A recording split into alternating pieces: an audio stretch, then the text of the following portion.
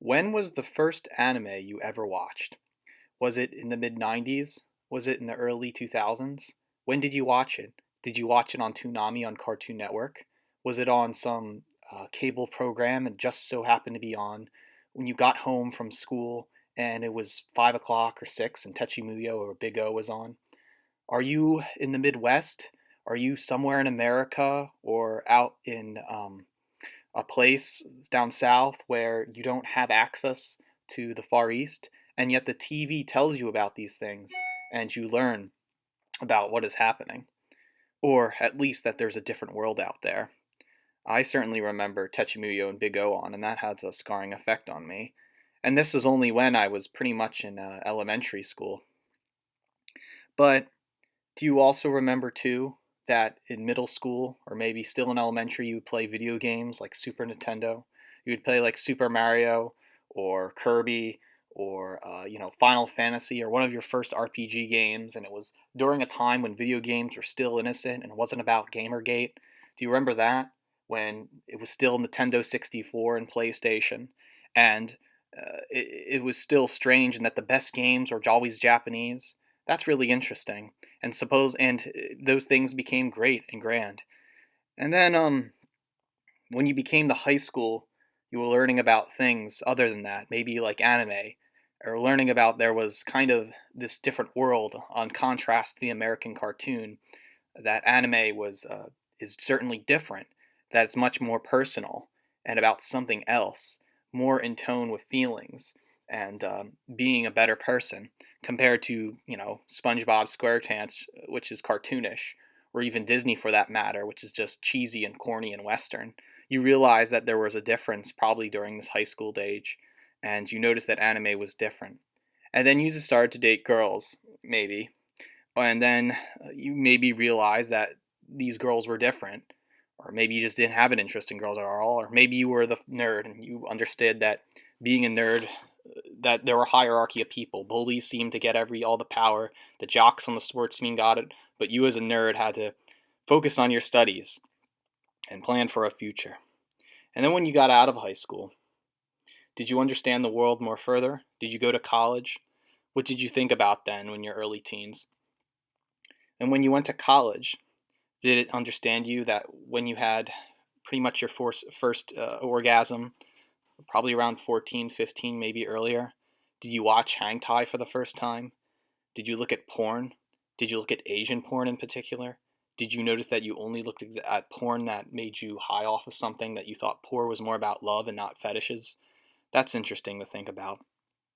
And maybe you watched your favorite high school anime, subs, for the first time and understand something called the Japanese language.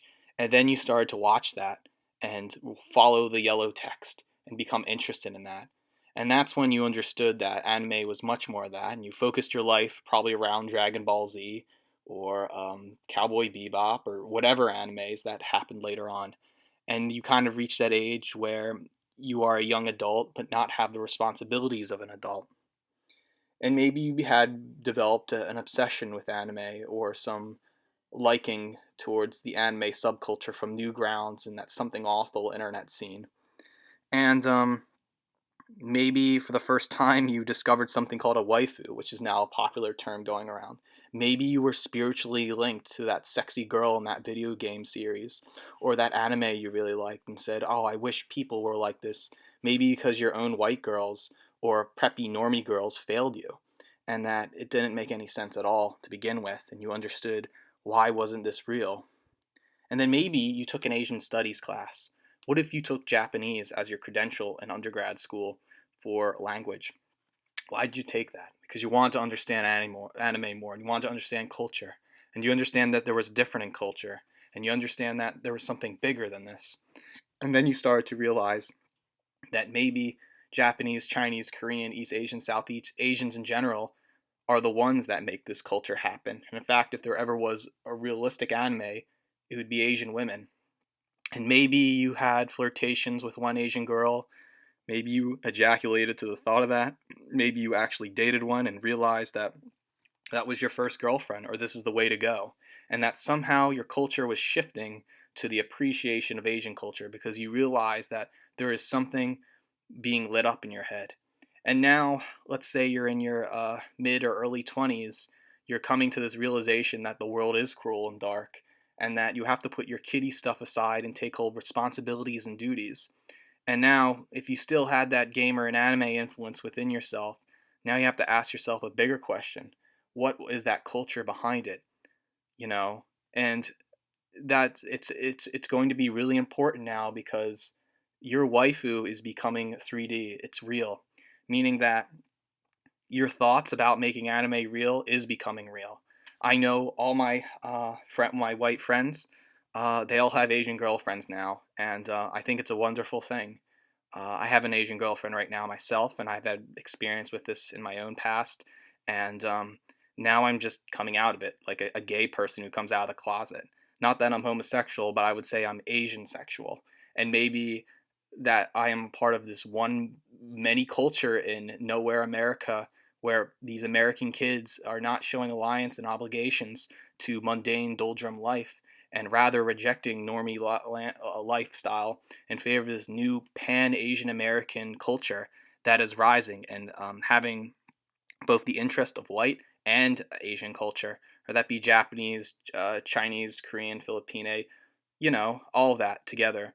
And I don't want to be exclusive about it, but it's definitely going to be this pan mix, or at least this new Asian Aryan people that is happening. I don't need to advocate it because it's happening right now. Just go to any major urban city at punk rock shows, vegan restaurants, art galleries. It's the hip and urbanite stuff white people like society. White people love their Asian girls, and it's becoming real. This is a motivational speech. If you have a waifu now, your waifu is going to become real, and that's the cute Chinese girl in your math class or somewhere. If you see her in your workplace, please ask her out. This is a scene. This is a culture that is happening right now. And if you just discovered this video right now, please check out my further videos that I've published in the last few weeks. I'm really serious what I mean about Asian Aryanism.